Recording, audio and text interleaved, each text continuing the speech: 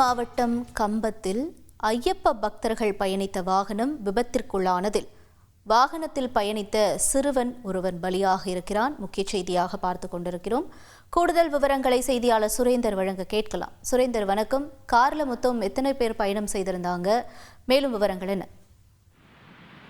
வணக்கம். தேனி மாவட்டம் கம்பத்தில் ஐயப்ப பக்தர்கள் வாகனம் விபத்து. 8 வயது சிறுவன் பலி, 4 பேர் காயம். காவல்துறையினர் விசாரணை.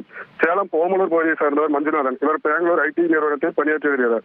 இவரது மகன் சித்தார்த் பெங்களூர் பகுதியில் 3ஆம் வகுப்பு படித்து வந்துள்ளார். மஞ்சுநாதன் ஆண்டுதோறும் சபரிமலைக்கு மாலை அணிவித்து தங்கள் உறவினரும் சென்றுள்ளது வழக்கம்.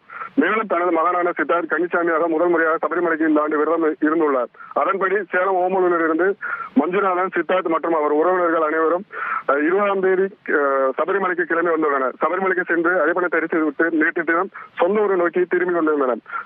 அவ்வாறு காரில் வந்து கொண்டிருக்கும் போது நேற்று நள்ளிரவு தேனி மாவட்டம் கம்மபுரம் சாலையில் கார் பயணித்துள்ளது. அப்போது எதிர்பாராதமாக வண்டி ஓட்டுநர் கட்டுப்பாட்டை இழந்து கார் சாலையோரம் இருந்த நெடுஞ்சாலை குறியீட்டு கம்பிகள், போக்குவரத்து மின்விளக்கு போன்றவற்றின் மீது மோதி சாலையோரமாக விழுந்து பள்ளத்தில் கவிழ்ந்தது.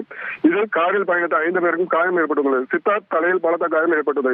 இதனை அடுத்து சத்தம் கேட்டு வந்த அக்கம் பக்கத்தில் இருந்தும் உடனடியாக காயம் அடைந்தவர்களை மீட்டு கம்பம் அரசு மருத்துவமனைக்கு அனுப்பி வைத்தனர். ஆனால் வரும் வழியிலே சித்தார்த் உயிரிழந்துள்ளார்.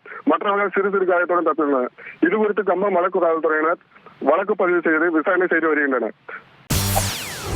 செய்திகளை உடனுக்குடன் தெரிந்து கொள்ள உடனே சப்ஸ்கிரைப் பண்ணுங்க.